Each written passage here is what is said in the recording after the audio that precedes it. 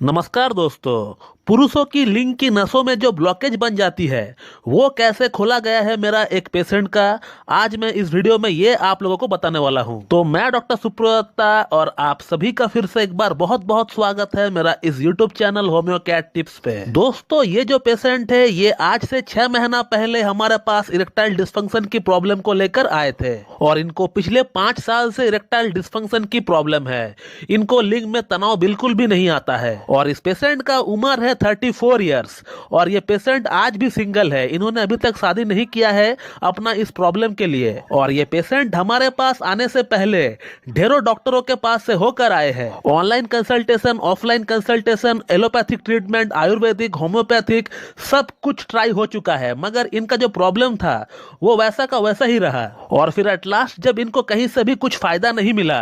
तो फिर इन्होंने जो है अपना बॉडी का फुल चेकअप कराना सही समझा और इनका रिपोर्ट में इनका कोलेस्ट्रॉल बढ़ा हुआ था, थोड़ा सा ट्राइग्लिसराइड बढ़ा हुआ था और इसी के साथ इन्होंने अपना लिंग की कलर डॉपलर का रिपोर्ट भी निकाला है जिसमें इनका लिंग की डॉर्सल नर्व में ब्लॉकेज पाई गई है and the blockage was more than 60%। 60% से ज्यादा की ब्लॉकेज निकल कर आई थी रिपोर्ट में और हम लोगों ने इस केस को देखकर, इस रिपोर्ट को देखकर इनका केस को ना लेना सही समझा क्योंकि हम लोग होम्योपैथी में हार्ट की ब्लॉकेज को बड़ी आसानी से खोल सकते हैं लेकिन लिंग की नसों की जो ब्लॉकेज होती है ये खुलती नहीं है। ज्यादा से ज्यादा अगर 40% तक ब्लॉकेज रहा रिपोर्ट में तो हम लोग उसे खोल सकते हैं और वो खुल भी जाती है। बट मैंने जहां तक देखा है, जहां तक समझा है, अगर रिपोर्ट में ब्लॉकेज 40% से ज्यादा रहा तो फिर वो होम्योपैथी से खोलना थोड़ा सा मुश्किल टास्क हो जाता है। अब इस पेशेंट की अगर ब्लॉकेज की बात करें तो इस पेशेंट की रिपोर्ट में जो डॉर्सल नर्व है और जो पेरोनियल नर्व है जो कि खून को लाने का काम करती है उसमें मोर देन 60% ब्लॉकेज पाई गई थी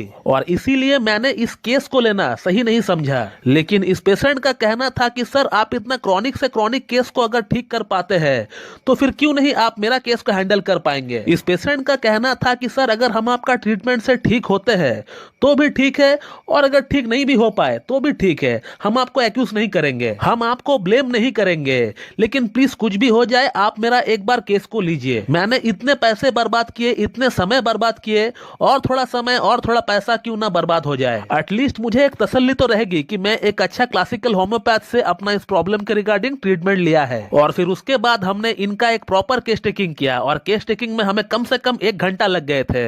और फिर उसके बाद हमने इनका एंटी मायोस्मेटिक ट्रीटमेंट के साथ साथ इनको कॉन्स्टिट्यूशनल ट्रीटमेंट भी इनका स्टार्ट किए। एंटी मायोस्मेटिक दवा के तौर पर हमने इनको सल्फर देना सही समझा, सल्फर को 1 ml में देना सही समझा और फिर इनका जो कॉन्स्टिट्यूशनल ड्रग निकला वो था बराइटा कार्ब और फिर बराइटा कार्ब को हम लोगों ने LM पोटेंसी 0/1 से स्टार्ट किए थे और पहले 2 महीना में इस पेशेंट को हमारा ट्रीटमेंट से कोई खास फर्क नहीं पड़ा था एंड आफ्टर 2 मंथ्स मैंने इनको सल्फर 10 ml का एक सिंगल डोज दिया और फिर उसके बाद बराइटा कार्ब को हम लोगों ने जंपिंग पोटेंसी में देना स्टार्ट किए, यानी 5-5 का गैप देकर हम लोग बराइटा कार्ब को इनको देते रहे। लाइक बराइटा कार्ब 0/5, 0/10, 0/15, 0/20 ऐसे हम लोग बराइटा कार्ब को इनको देते रहे और आज तकरीबन इस पेशेंट का हमारे पास ट्रीटमेंट को चलते हुए 6 महीना हो चुके हैं और कल ही इन्होंने अपना प्रॉब्लम के रिगार्डिंग मुझसे क्या लिखा है आप पढ़ सकते हो, मैं ज्यादा कुछ नहीं कहूंगा। जिस इंसान को पिछले 5 साल से इरेक्शन था ही नहीं, इरेक्शन आ ही नहीं रहा था, उस इंसान को आज इरेक्शन आ रहा है और वो इरेक्शन सस्टेन भी कर रहा है और आज इस केस को देखते हुए मैं खुद हैरान हो चुका हूं कि जिस केस को मैं लेना ही नहीं चाह रहा था, जिस केस को मैं एक्सेप्ट ही नहीं कर रहा था और आज वही केस एक सक्सेसफुल केस बन गया मेरा लाइफ में। तो आपने इस वीडियो में यह देखा कि कैसे एक सटीक होम्योपैथिक ट्रीटमेंट की मदद से लिंग की नसों की जो ब्लॉकेज होती है वो भी ठीक किया जा सकता है। तो मैं इस वीडियो को यहीं पे एंड करना चाहूंगा। So thank you very much and have a good day.